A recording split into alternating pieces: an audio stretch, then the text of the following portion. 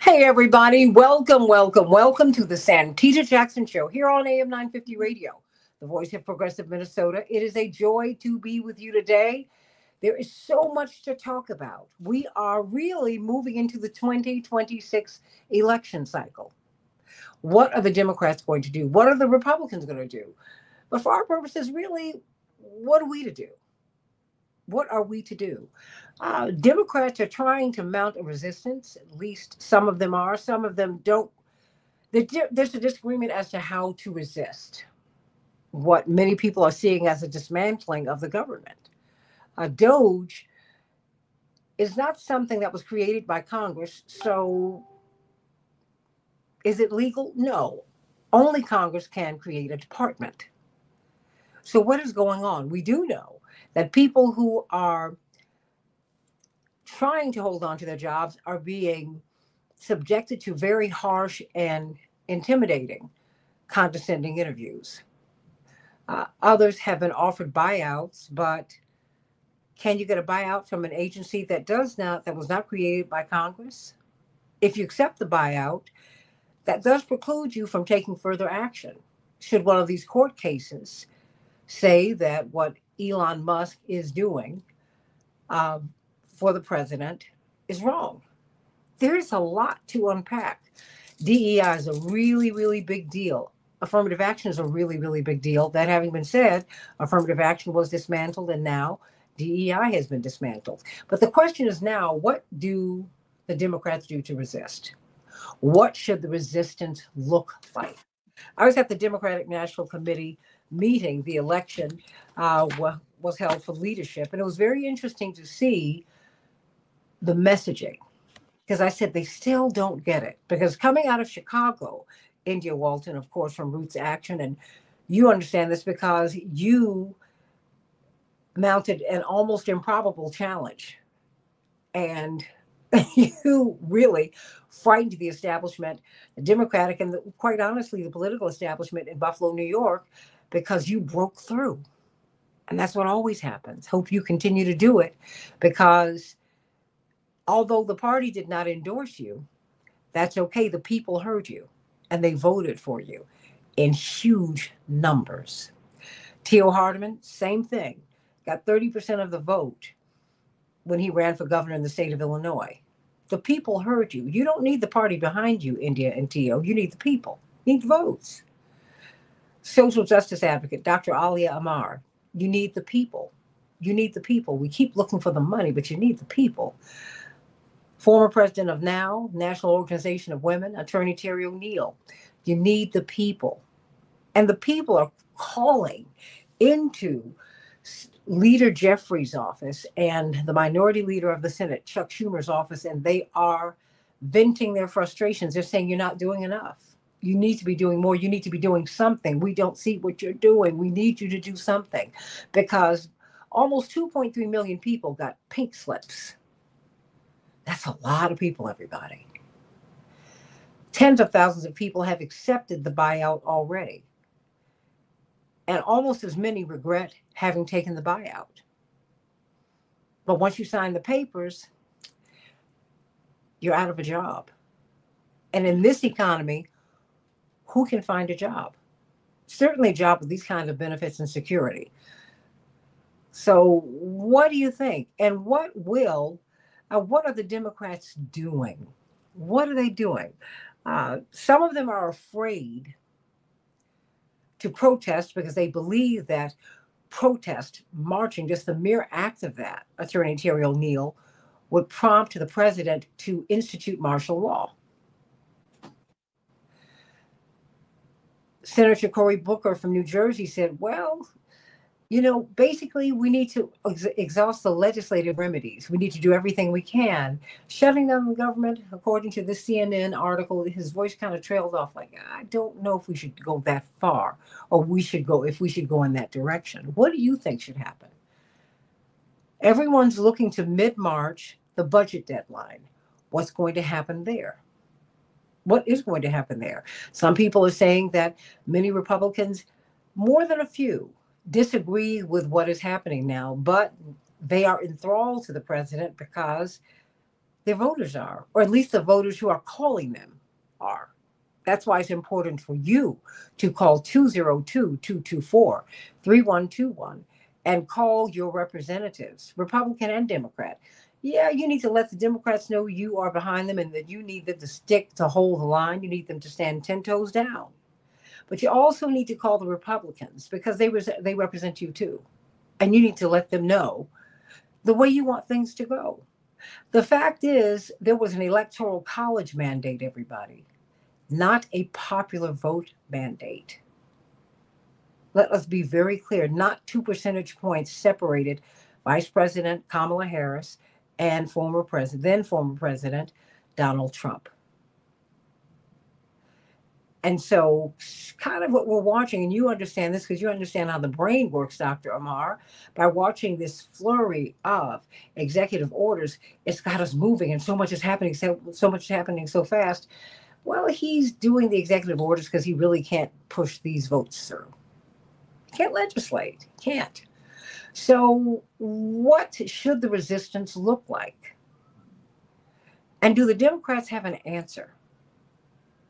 I can tell you when I was at that DNC meeting just 2 weeks ago, I said, you don't have a clue what's going on in Chicago. Mm-hmm. You don't have a clue. And this is not even coming up here. You're not talking about people in these jobs.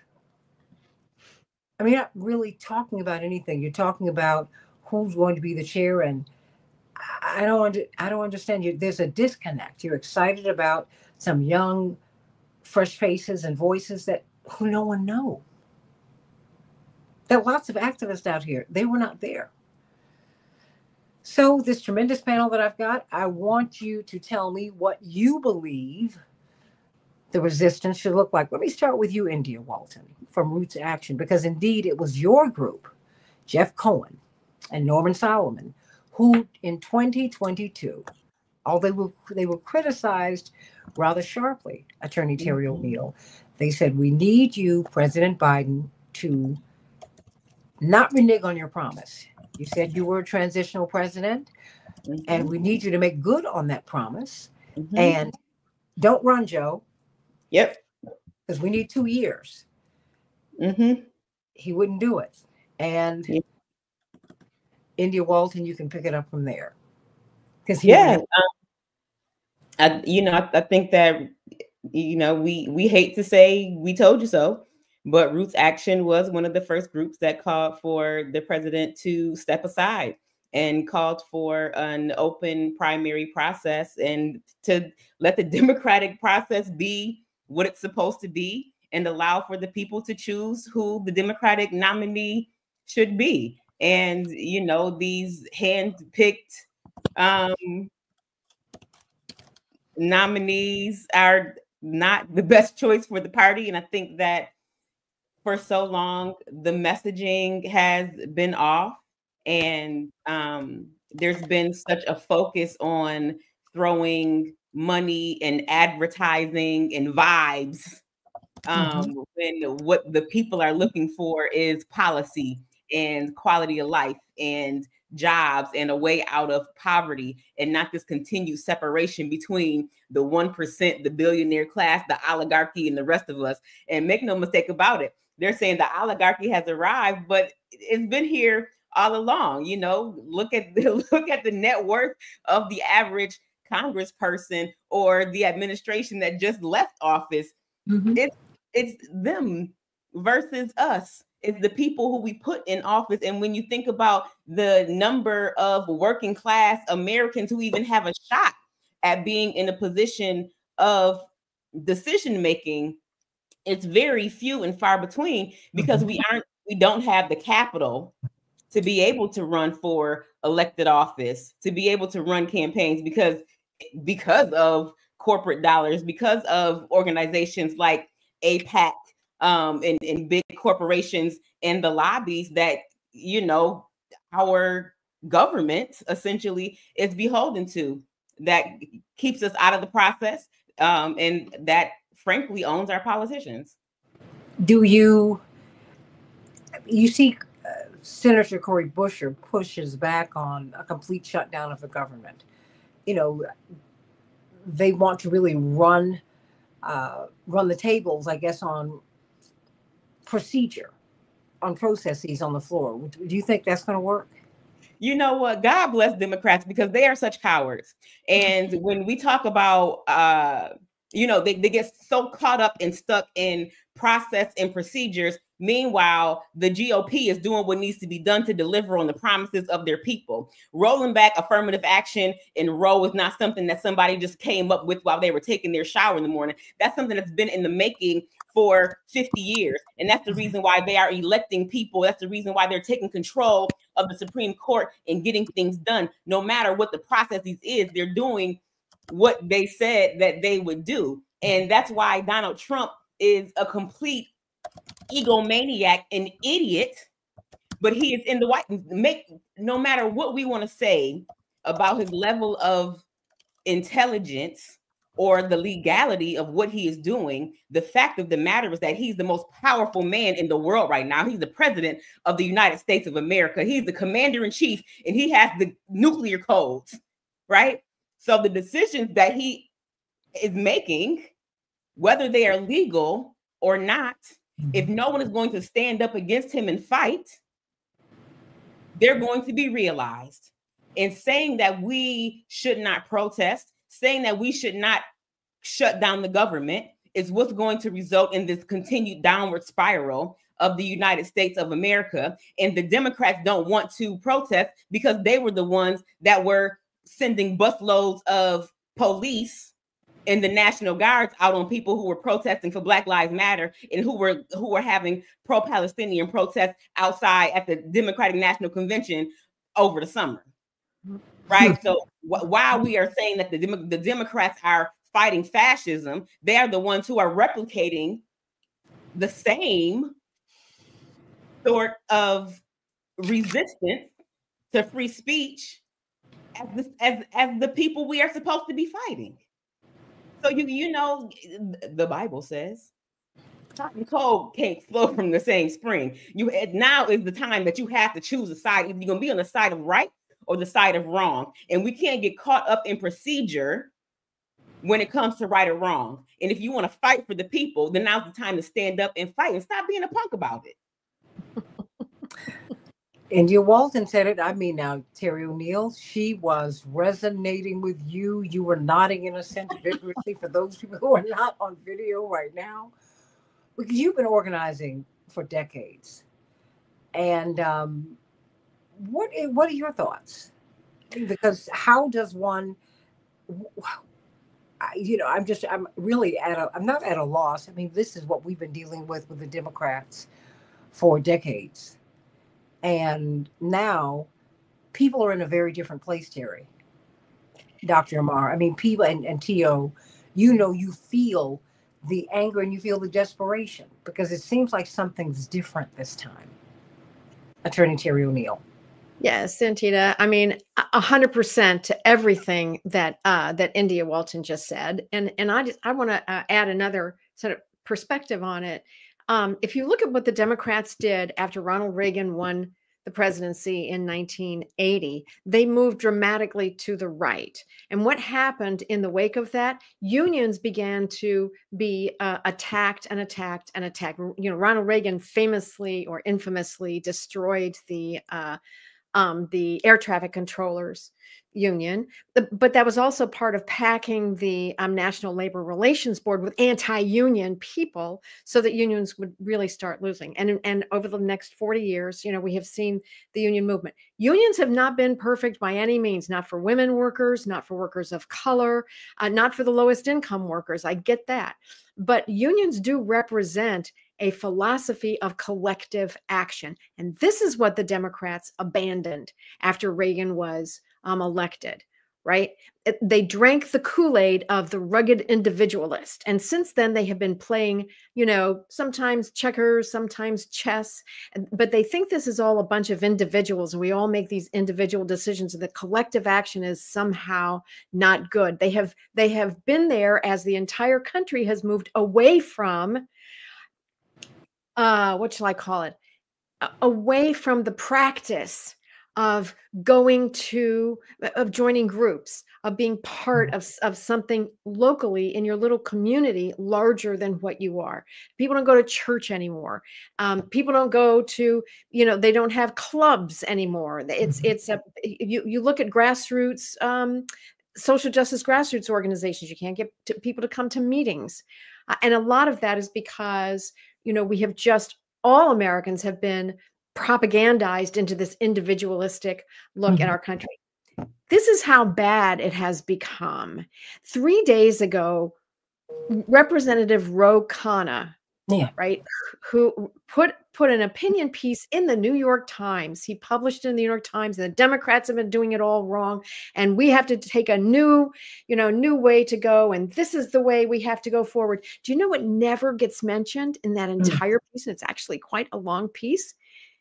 The word labor doesn't come up. It does, but not in the sense of workers. And the word union never comes up. Labor unions don't even register. And this is a man who got labor union support in his last election. I don't know what they were thinking out there in California, but the union supported him, and he is doing nothing, as near as I can tell, for collective action. Okay. Should they shut down the government? I don't know, but should we all get together collectively and stay home one day and just not go to work for the tech overlords? Maybe we should do that.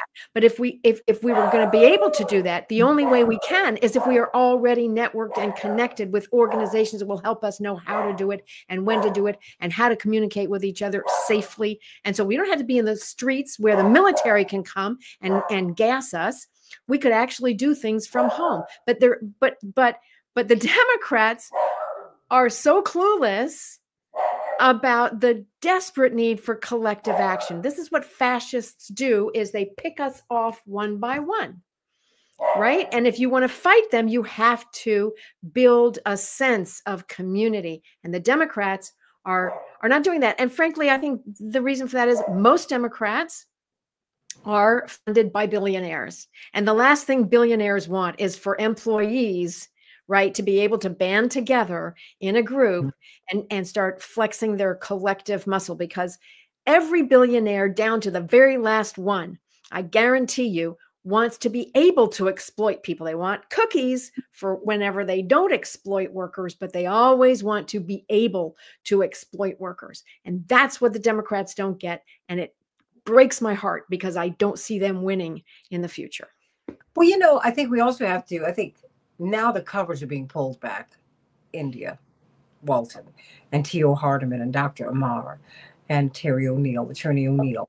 This is how politics works. The fact is, the big funders for the party, for the Democratic Party, also fund the Republicans. I think it was Jeff Skoll, who's the Silicon Valley billionaire. You saw the New York Times article. And I've been following him on Twitter anyway on that. And the fact is, what he's doing is he has given more money to the Democrats. But now what he's doing is he's, of course, a colleague and friend of Elon Musk's. Elon Musk has been saying, hey, man, you need to get over here. So what he posted on his account was a photograph of him with other tech titans with President Trump at the inauguration, saying, come on, get on board. Because this is how the game is played. A lot of these people are saying, look, I don't want to get on his bad side because he keeps a list and he checks it twice. Now, the dirty little secret is most people do that. It's unfortunate, but I'm just letting you all know that it ain't this clean. Okay, it's not. That having been said, you still have to be willing to sacrifice and get sacrificed. If we're cowed by fear, we're going to be destroyed. You have people who are contemplating taking these buyouts. What's that going to do to their insurance, to their pension plans? How do you survive? And this is going to gut the Black middle class. It was always I was talking to my brother a little bit earlier. Both of our grandfathers worked, they were postal workers. They were mailmen. That was a nice, that onboarded you, India, as you well know, in our community, in the Black community, and quite frankly, in the white community. It brought you into the middle class, at least the working middle class, where you could buy a house, you could get your children to college. I mean, this was a great, great thing. And they're unplugging all of this.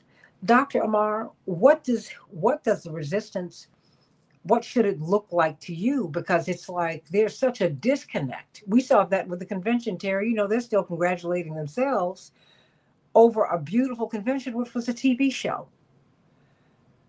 I said, but nobody, people who are into who are fangirls and fanboys were turned on by it, but everybody else was like, wait a minute. I mean, it's because it's not even a convention anymore. And everybody knows it. Oh, Dr. Amar. So I think what it should have looked like was on time or prescient. Unfortunately, it looks very, very late. And I'm going to start out by kind of bringing in the theme that India started around cowardice. So I'm going to simultaneously quote Shakespeare and Tupac, because we can say the same thing. So Shakespeare said, "A coward dies 1,000 deaths, and the valiant die but once. Taste of death but once." And Tupac updated it and said, "A coward dies 1,000 deaths. A soldier dies but once." Mhm.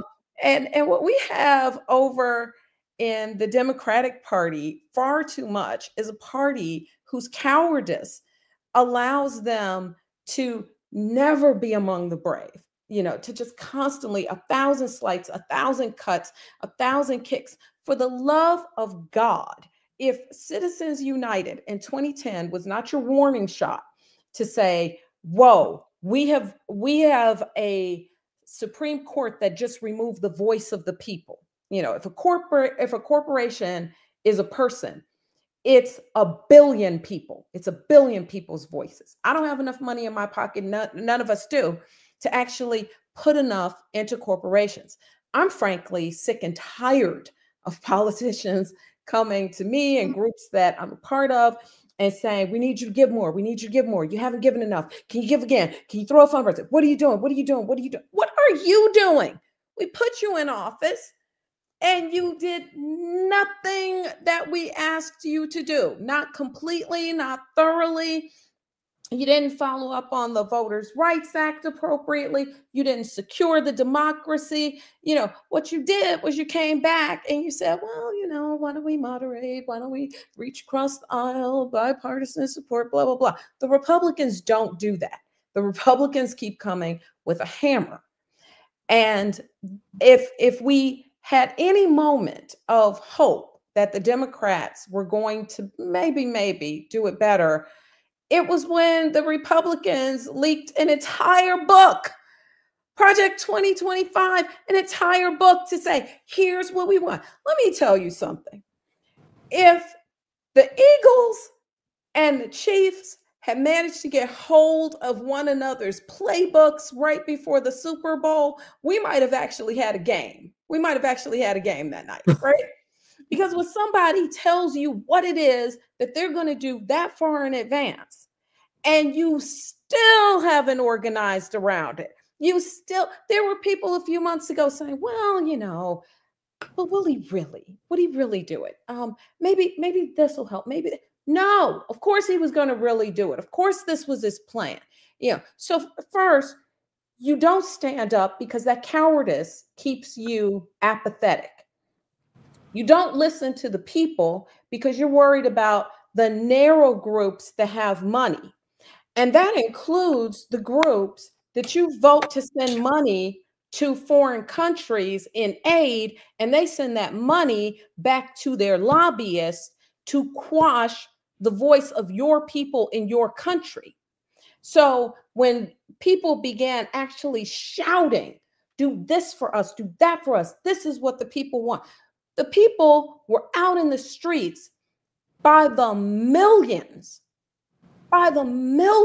over the summer, you know, and were roundly ignored.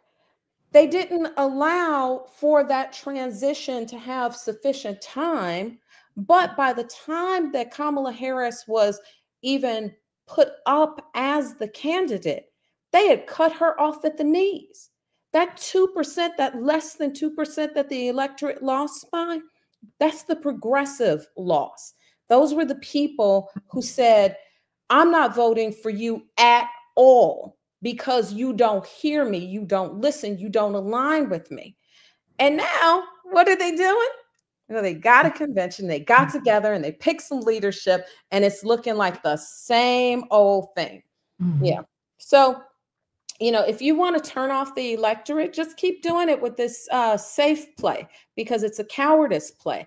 But you die your 1,000 deaths. But for everybody who's really willing to resist, for the people who have lost jobs, for the people who are on campuses and couldn't pick up their degrees, and for the people who are being silenced day after day after day, for the young Arab doctor this week who was in she was in an operating room, and she had a keffiyeh scrub cap on, and an ex-IDF soldier who happens to work at the hospital came to her and said, I could get you fired just for wearing that.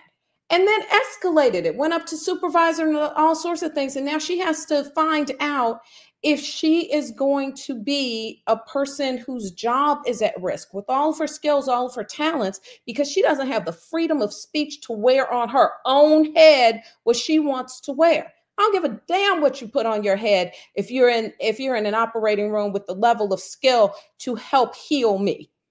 What I do care about is the fact that all of these Second Amendment people constantly skip over the First Amendment, which gives me the right to freedom of speech and freedom of expression. So if I want to wear a keffiyeh, I'll wear the keffiyeh. Yeah, but we aren't in that country anymore. And the Democrats are going, well, you know, let's see, maybe we could get some people. Die your 1,000 deaths. We're out here taking it every single day, saying that if you hit me one good time, you might get me down. But guess what? I got thousands and millions behind me. You want your 2%, you earned your 2%. That's my thought. Hey, Dr. Amar, I hear you, but I'm wondering if it's cowardice or compliance. It's the same thing in my book. Well, I'm only asking that question, you know, to split hairs for people, because India, the fact is both parties represent the oligarchs, and that's becoming painfully clear. Something that I've known, but it's becoming painfully clearer to more and more people, which is why the plurality of Americans, soon to be the majority, are self-declared independents. And when you go to the Democratic meetings, they don't hear you. I will give Republicans credit for this. Yes, I will. They did not like Donald Trump. They didn't even like Mitt Romney, because they never trusted him, because his father walked out of the '64 convention because he was a progressive Lincoln Republican who said, if you all are not serious about civil rights, I'm out of here. Because I'm not. That's what Governor George Romney did. And they never liked Mitt Romney, and he was an independent until he ran for president. But at least they saw the Trump train and they said, we're going to get on it. We're going to ride this thing so he can accomplish our agenda. Because Project 2025 was enacted in 2023. It's already been going, y'all. So that's why I'm saying cowardice, absolutely. But compliance, because they are complying with an agenda that does not favor the people. And they're losing the trust of the people. Tio Hardiman, this is something that you see because it's not unique to Chicago, but as Chicagoans, Dr. Amar and Tio and I are watching what's happening, Attorney O'Neill and India Walton, with the mayor here. Great guy, progressive guy. He is seeing a sea of red. And they are. And in these streets, there's a whole different discussion that if you brought these Democrats as new leadership, they would be completely without a clue. Tio Hardiman. Yeah, the only thing I could say right now, the second coming of Donald Trump, the second election, he's the president now, but it puts me in the mindset of this Saddam Hussein culture, not exactly like Saddam Hussein. The point I'm trying to make is the perception that if people speak out against Donald Trump, the way they would speak out against Saddam Hussein, they know it would get back to Saddam Hussein, you know, so to speak. So you got this dictatorship type of mindset with Donald Trump, this go around, and he's on the warpath. And then you wonder why a lot of people are in conflict. The young guys on the streets, the business arena, people are in conflict because from the very top of the United States, we have this back and forth with Republicans and Democrats. So the Democrats, some kind of way, have to find some backbone, some fortitude to stand up to Donald Trump no matter what, because if we do not stand up to Donald Trump, Project 2025 will be fully implemented on every level. And then we're going to find ourselves really hurting in a major way. And so it makes no sense to me, Santita, that people will not stand up to this individual, because this is the United States of America. It's not a third world country. But Donald Trump right now, no matter what goes on, he's going to put his stamp on it one way or the other. And what I mean by put his stamp on it is going to be a no-go. If people present things to him that he's not in favor of, he's not going to bend. He's not going to waver. Right now, if you look at the tell of the tape of what's going on, he's somewhat in conflict with Mexico, somewhat in conflict with Russia, to a degree, even though they're trying to bring the Ukrainians and the Russian President Putin to the table to kind of talk about peace. But, even the comments about taking over like Gaza, for example. So that's dictatorship mindsets. And now he's trying to bring South African people to his cabinet, or whatever the case may be. Now, and I know the history of South Africa. We're not going to go there. But the reality is that the South African leadership, they're 100% correct in some of their actions, because for too long, the colonizers dictate policy all throughout the continent of Africa. And it's time for Black leaders to step up and say, look, we're not going to have this anymore. Over in Uganda right now, they just uncovered another gold mine that's worth like $30 billion of gold. Mm-hmm. I'm talking about so much gold has never been heard of. So we got our work cut out for us with Donald Trump. But the Democrats, in my opinion, they have to identify 4 or 5 individuals that have some backbone, that are willing to cross the line and speak the way that Democrats are scared of speaking, in other words, because Donald Trump beat everybody in the perception arena, even though a lot of stuff he said was not true. But right now, when you talk to people about Donald Trump, even today, this is what I'm hearing on the streets and everywhere. He made up his mind to take his business. Everything he said he was going to do, he's going to do. But it's what he's going to do on the left, on the other side, is what we should be concerned about. Because when you have somebody that's on the warpath, and in my mindset, and I'll say this and let it go, Donald Trump to me wants to go down history like Winston Churchill or somebody like that, or somebody like Napoleon, even though he's taller than Napoleon. I want to say that. But it appears that he wants to go down the history as this real strong, even though I hope he doesn't lead us to any kind of war, don't get me wrong, but that's his mindset. He wants to be remembered as this real authoritarian type of guy and a dictator. But this is the United States of America, and the Democrats have to really push that message to everybody. Otherwise, I don't think we're going to get anywhere. Even with this next election, we may not get anywhere the way the Democrats are acting right now. And I support, I'm more neutral right now. I just want you all to know that I respect the Democrats and I respect the Republicans. But, for example, like a guy like me, and I'm not tooting my horn, hear me clearly, I'm that guy that would challenge Donald Trump. I'm talking about on the presidential. I'm hypothetically speaking now, but I'm the guy that has backbone. I know how to speak up. And but I don't want to get involved in that type. I'm more at peace now with myself, and blessed are the peacemakers. And one thing I want to say also, the Democrats should actually embrace this philosophy. You can attract more bees with honey. They have to come up with a solution to kind of win Donald Trump over to a degree. Seriously, once they win him over, because one thing I saw when Jimmy Carter was laid to rest, Barack Obama was in a conversation with Donald Trump.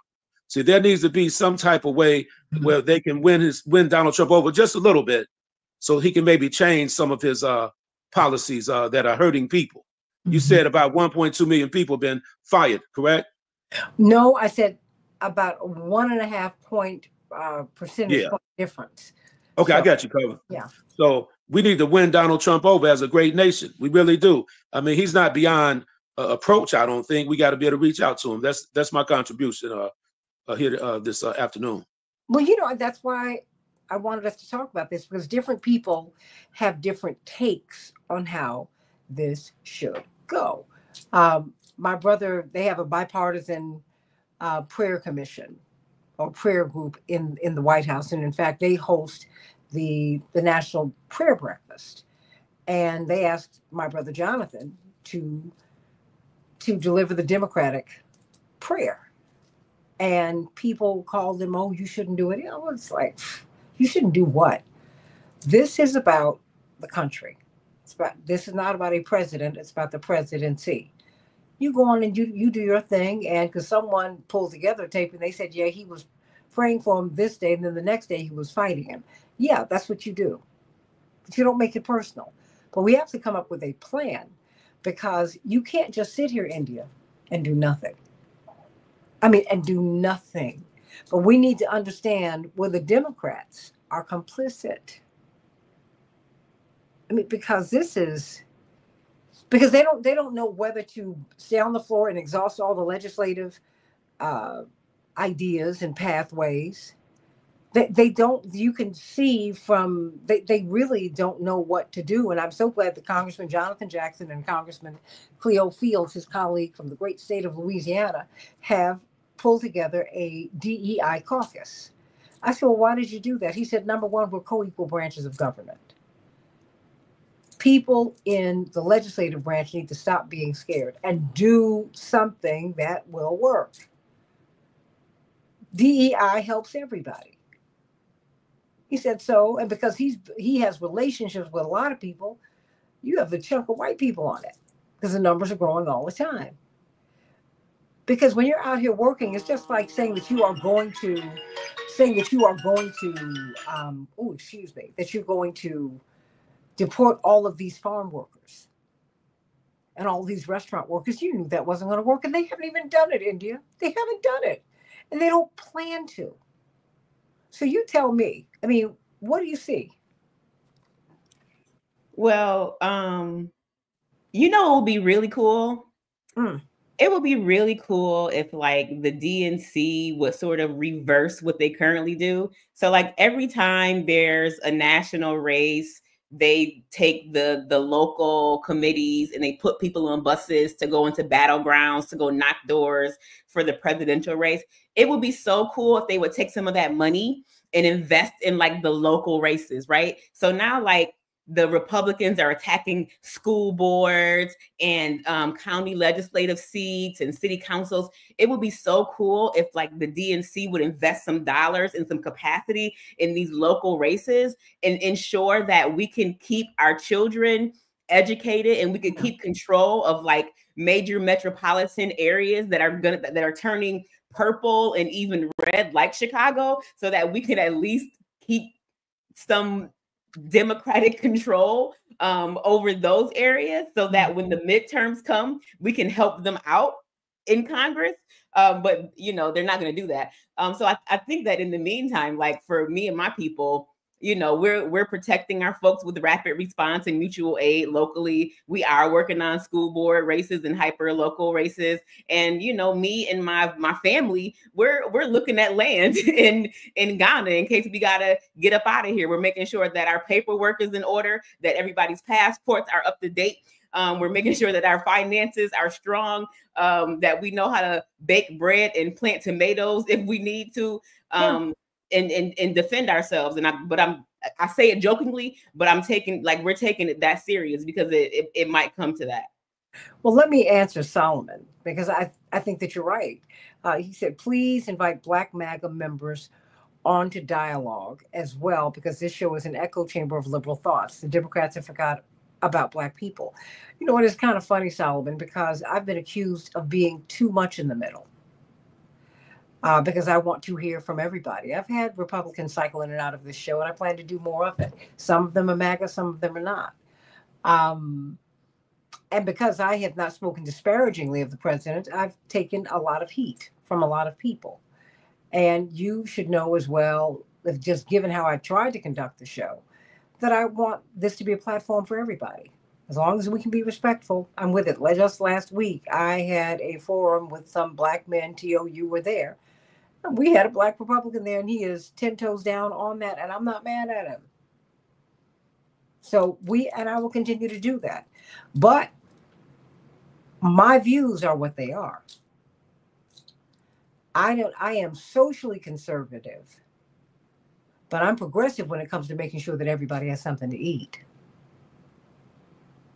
I don't believe that anyone should have a floor beneath which people should fall. See, when I see a lot of these conservatives, and you look at their backgrounds, they've been treated in a mean-spirited way. They're very damaged people. Many of them are. And so damaged people either want to heal people or they want to come out damaging people. And that's what many of them do. I don't believe in that. I've had too much grace in my life. I've seen the hand of God work through my family's lives down through the years. And I've seen people have betrayed us too, India. They've been mean. The Democratic Party's been mean as it could possibly be to Reverend.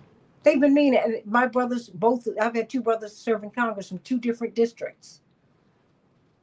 We've been told that that's not happened with a Black family in the history of the Republic. But that's nothing but grace, and people feel that we're going to try and do right by them. That having been said, I'm like, look, I mean, what can I do? So, you get some of your MAGA people, some of the Black MAGA people to tune in and have them participate in the conversation. But I am not going to betray what I believe. I don't believe poverty should exist. My pastor said, I've never seen God make a mouth that God couldn't feed. And you have too many greedy people out here. And so I think the people need to be incentivized to work, but when someone has a broken heart, I want to find out why and heal them. So they can become productive members of the society. So that's where I am with that. I am open to hearing people, but you're not going to come on this show and spout foolishness. You're not going to have that. And foolishness is when you're going to be mean-spirited. And you try to bury people and not raise them. I'm not going to do that. And I know you're not asking me to do that. But you said, do the research. Kamala only won in states that didn't have voter ID. It's a wrap for the Dems if voter ID is implemented going forward. You know what? The thing is, beyond voter ID, there is voter suppression. My problem with Biden is that he did not sign an executive order on the protection of voting rights. And when I said that on the show, people got angry with me, but heaven knows that's the truth. I don't care if you like Trump or not. Like him, love him. I just don't think you should hate him. Disagree with him, agree with him, that's fine. I want Americans to win. How about that part? And we're not winning now. People cannot afford a dozen eggs. Period. And they can't afford a dozen eggs simply because these companies are arbitrarily raising the prices, and none of these presidents will talk to them about it and get us and really raise up the people so that we can deal with these corporations, because they are arbitrarily raising prices. That's what they're doing. Come on. And people will be MAGA and then they won't be MAGA. I don't even care what you think. Folks are very fluid, honey, when it comes to what they're believing and feeling. So India, help me. Where do we go from here? What are we doing? Because you got some of these people on the Hill is like, well, let's not push it too far. And then you've got the billionaire donors who donate to both parties, Solomon. Nobody. Poor people do parties. Powerful people don't do parties. They contribute to the Democrats and the Republicans. They go on. They contribute whoever's going to get it done for me. India, that's where they go. I personally think that voter suppression is a much bigger problem than voter fraud. Of course it is. I'm sorry, Solomon, but that's just like a talking point of the far right. That is just that. It's a talking point.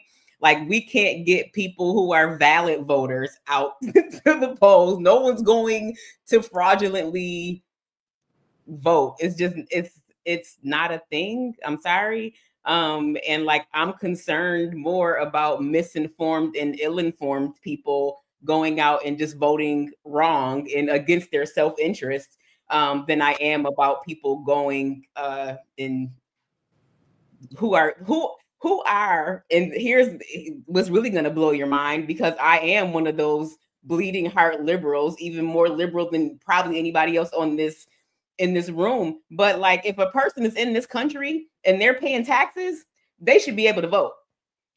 And contrary to popular belief, people who come to this country who may not have citizenship or status, they're working, they're paying taxes. And a lot of them are paying more taxes than people who have legal status and citizenship who were born Americans. So I mean, just like that is a moot point. And we have to do better. And we have to believe that democracy, little d democracy, is for all people. And we need to begin to have more conversations about representative democracy, in that every person who has 2 feet on the soil of this nation deserves to have representation that is equal and protected under the laws of this country. And that's just what I think. No, it's not just what you think, it's what you believe. And you should stand on it, and we should have discussions about it. We're not where we were in 1789. The country's continued to evolve. I'm going to be talking with Dr. Sonia Whitaker, who's a renowned educator. We're going to speak with her tomorrow. And she was at an education conference. She's an African-American woman, beautiful, brilliant. And she said, I had 2 panels. They were standing room only. There were no Black educators in her panels. They're all trying to figure out, how can we teach our children the truth about American history that's inclusive of everybody. Carter G. Woodson, as we are in the midst of Negro History Month, Black History Month, he didn't say that this is Black history. He said these are Blacks in history. Yes, Terry, he said there's history. He said what I wanted to do was uncover the Blacks who are in history. Like when Reverend Jackson ran for president, he said, yeah, I'm Black, but I'm bringing a Black perspective to an American campaign, which is bottom up, which is manger up, not mansion down, as he put it. And so it's important for us, India, to have the discussion, to put the ideas that you have out there, put them on the table, which is what the people of Buffalo wanted to hear from you. Because we don't want the same thing. It doesn't work. What we've got right now ain't working. Which is why Trump even got the votes that he got. People are exhausted. They can't eat. They're tired. They payday to Monday. These checks ain't paying for nothing. I mean, come on. You can't send your children to school. You can't buy a house. You can't do anything. And people ain't having babies. Oh my gosh, girl, wait a minute. And you got the Democrats, they're not listening to Uncommitted. They wouldn't even let a Palestinian American who is deep in the Democratic Party, they wouldn't let her on the stage. You can't get on those stages, on the television cameras, until they've vetted your speech. Wow.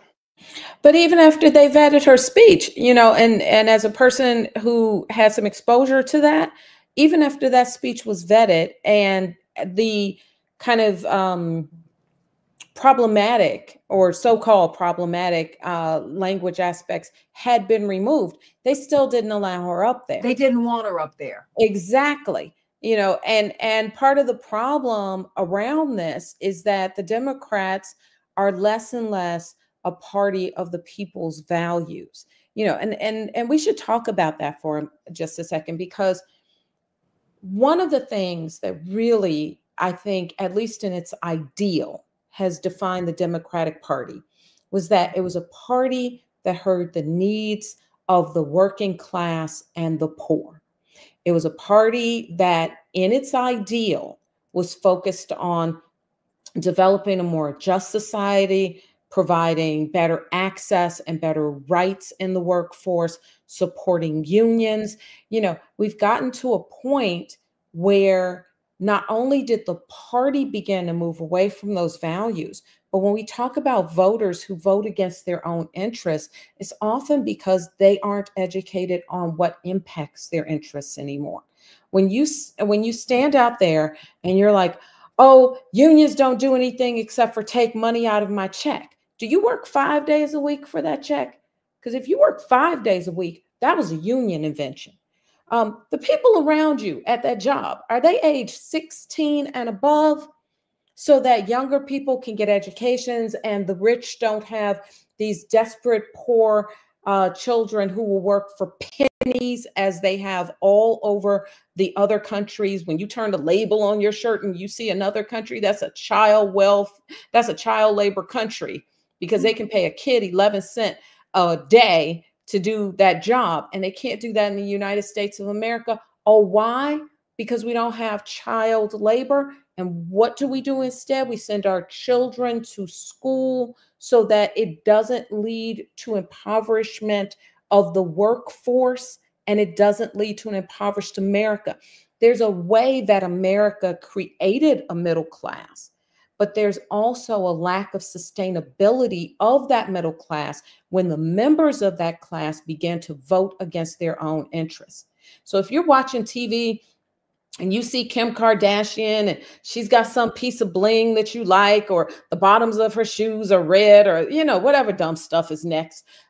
If this becomes what gets into your mind and you start identifying yourself with that person as a member of that person's class, you start making complaints like, I don't want them to take any more of my tax dollars. Okay, look, I pay a crap load of taxes. I pay enough in taxes where I ought to shout every single day of the week. But I also I'm on the board of an organization in Inglewood, and I see where my tax money needs to go. I see how we need better federal programs to help with our healthcare center. I see where our grocery store that stopped a dangerous food desert in that neighborhood, that is helping people day to day. I see where federal dollars coming into the system to help supplement both Section 8 housing and daycare for mothers who are working their way out of poverty. If you need money from me in order to do that, I'm willing to do that. Stop sending my money to help kill my brothers and sisters in Gaza. You know, and Haiti, so we need to and understand Congo. what our values are, and then demand that our party adheres to those values. But the problem is, let me tell you, the reason we're paying these poor kids pennies is because you got a Democrat to give us NAFTA. Because of the cultural appeal. I agree with you there. No, I mean, it's just a fact. No, I agree with you. No, what I'm saying is we're in agreement. I'm saying because of the cultural appeal of Democrats, the cultural appeal, because that's the cultural spiel. The fact is, the Democrats is a party of the oligarchs, and it has to stop. We need to have people a party that stands for the people.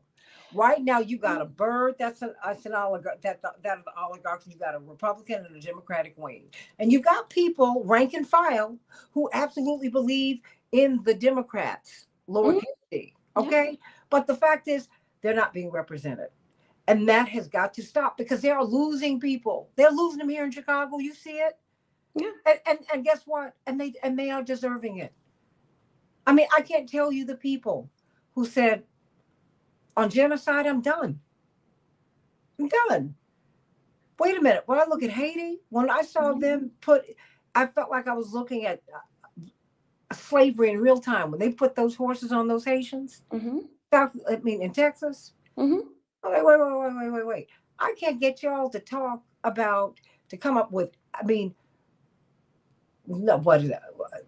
I'm looking at Chuck Schumer trying to lead us in a chant. You need to sit down.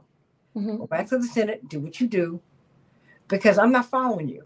You're an elected leader. You don't inspire me. You don't do any of that. Bless your heart. Legislate. You do that, and you just make sure you get some money. When Charles Booker runs again in Kentucky, stop standing in his way. When India Walton runs in Buffalo, support her. Absolutely. And do it again, India. These are who the people wanted. But because you didn't want them, you are losing. And you will deserve to win when you support the India Waltons. And I'm not saying that because you're here. I'm tired of this. I'm tired of seeing a nurse, a woman who's beloved by her community, someone who is a mother, a grandmother, someone who doesn't have a lot of money, but who has a lot of fire in her belly, and you can't support her. And she goes from no one knowing her to almost becoming the mayor, and you can't figure that out. Charles Booker, who has like 1% name recognition in the state of Kentucky. And he wins. And you can't figure out putting money behind him. You can't figure out giving money to Cleo Fields. Are you for real? You try to put $20 million toward a candidate so you can try and take out Rashida Tlaib? Really?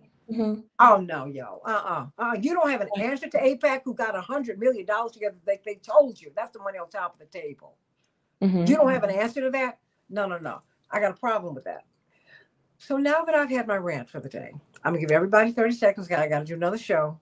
But it gets me hot. It's going to make my hair rise. I'll make it rise. And that's all right. I'll do that too. But I just get tired of it. Mm-hmm. And I get tired of them beating down the best and the brightest and lifting up the mediocre, and you put them on stilts and you call them giants, and you bury the giants and you call them little people. That doesn't work for me. Mm-hmm. Well, so let's yeah, girl, all that. I'm tired. I'm done. So Tio, where is your book? Pull it up. Yeah. Hold on. We got to talk it out. My book is right here, Interrupting Gun Violence, the Public Health Approach. Right there. You can find it on Amazon. Let me pull it up all the way here, okay? Thank you. And then my closing statement would be a blast from the past, going to John F. Kennedy. It's not so much about what your country can do for you, but what you can do for your country. Believe it or not, it's coming down to this right now with this Trump administration.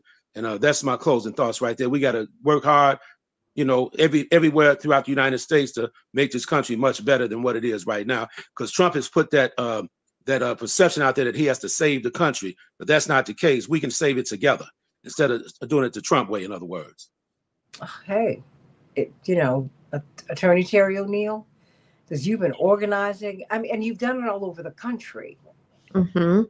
Yeah. And I think what I want your listeners and your viewers to know is that they need to go find in their own neighborhoods and in their communities. They need to find the networks. We need to link arms. These are extremely dangerous times. Let me just give you one little piece of the danger there. These reductions in the workforce, the DOGE, the Department of Government efficiency, it's not actually about being efficient. The purpose here is to push out workers who are working for the federal government because they have job protection. Most federal workers are covered by laws that if they are doing a good job, if they are not screwing up in their job, they can't be fired.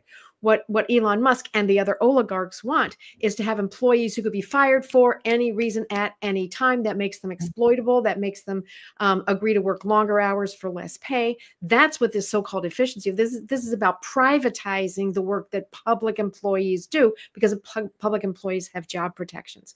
So that's just one example of how we the people are under dire threat. We need to link arms, and the Democrats are not coming for us. They are not going to be there for us. We need to link arms and in our communities and network ourselves to the larger, at the state and the national level, because we need to be there for each other. Amen. And you got to make them do it. Dr. Amar, social justice advocate, we must make them do it. 1 minute.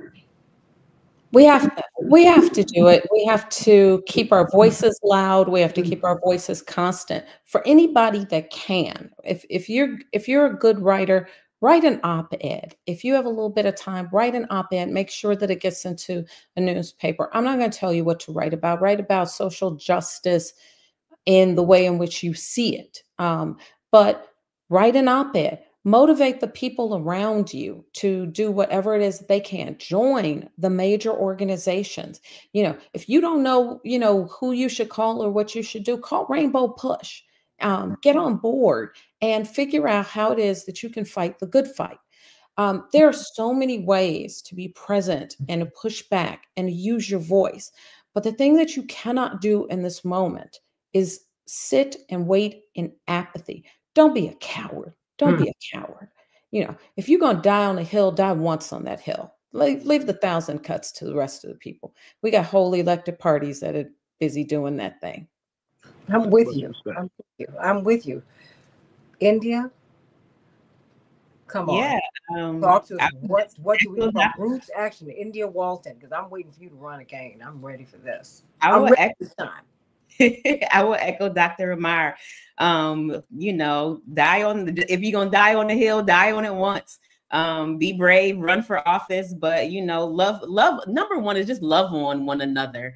Love on your family. If there's someone who is fighting a good fight locally, support them. When someone is running, go out, knock on those doors, get those signatures, give that $1 or that $5. It adds up and it all matters. Give that word of encouragement. And this is not the first fight, and it won't be the last. So just keep on fighting. Amen. Amen. And hey, everybody, you know, the price of liberty is your eternal vigilance. The ancestors have done their work. Now, what are we going to do? This is not Jim Crow America. Dr. King got us out of that. We're not on the menu. We have seats at the table. Jesse Jackson got you there. I mean, trust me, these independents and these other parties, not to mention the Democrats and Republicans, they were not paying attention to you until Reverend ran. They were not paying attention to you. They were not. That's why you had young Black Republicans for Jesse Jackson. You didn't even have Black people covering the campaign. You didn't really see Black Secret Service agents, y'all. Yeah. Talk about a complete game changer. It was all of that. But it wasn't just to get Black faces in high places. This was to end poverty. This was to have justice and freedom so that people could have self-determination, not just in Gaza, not just in Palestine, not just in the Palisades, but the folks in Altadena. Mm-hmm. This is for everybody. So the game has got to change, and it's already changed. What are we going to do? Everybody, please, please, please be vigilant and get involved. Let's talk about Ukraine. When will that end? You know, 1 million people have been killed in that conflict. 1 million. No one really talks about that. 1 million. And haven't you noticed how President Trump talks about 1.5 to 1.8 million Gazans, not 2 million or 2.5 million? 2.2. That's what the number was when we started. Because the Lancet study said that 500,000 people would be killed. Now I'm sticking with them. I'm riding with them. Yeah. Okay. So, you know, all these people dying, they're not dying, they're getting killed. Mm-hmm. It's got to stop. Got to stop, everybody. So let's go into the next hour. Bryce Green and Dr. David Gibbs. I'm going to run to them because my time is running short. But you know, I love you, Dr. Ali Amar, Attorney Terry O'Neill with the barking chihuahua, wow, wow, and Teal Hardiman, and of course, India Walton. You got to come back through to action. But she's become a grandmama. So all she wants to do is be with her grandbaby. That's it. And I ain't mad at her. She's like, honey, I got you. I'm a mama twice now, so I do not have time for y'all. I got you. We love you. But this little powerhouse, she came up to me at the Progressive Democrats of America event, and I said, wait a minute. You are all 4 feet 11 inches. You're the one who's been raising all this cane up. You're the one who frightened everybody in Buffalo. I said, okay, I'm not mad at you. I said, you're the one. You're the one who frightened everybody to death up there. She said, yes. Double trouble. I love it. But I love you all, and everybody. Come on to the next hour and let's talk about Ukraine. What's going on over there? Let's talk about that. And how is this going to end? Yeah. And we're going to talk about all of these. We're going to get into the Congo later on, and we're going to get back into Gaza. I mean, all these are huge. And all this stuff, all these deaths. Come on. It's just, see you there. Yeah. Love Yeah. you. Crazy. Bye-bye. See you in a minute. AM 950 Radio, the voice of Progressive Minnesota.